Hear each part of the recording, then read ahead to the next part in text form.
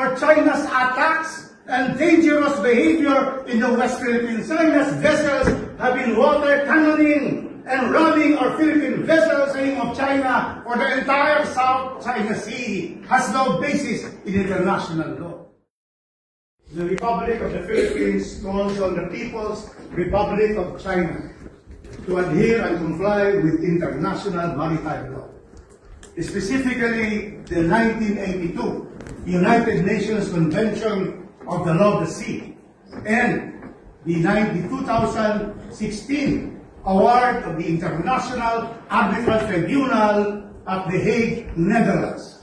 The United Nations Convention of the Law of the Seas provide for sovereign rights of 200 miles nautical zone to each country from its baselines.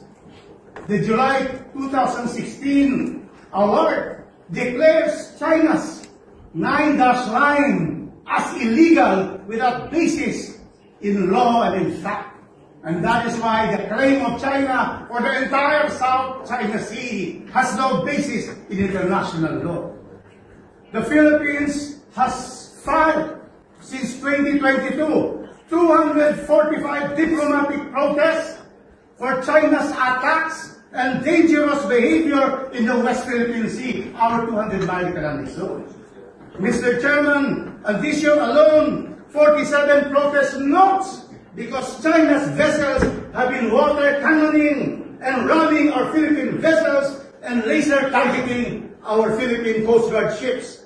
I call on all our members of the IPAC to join the Philippines in urging China to follow international law for the stability and peace of our region. Thank you very much, Mr. Chairman.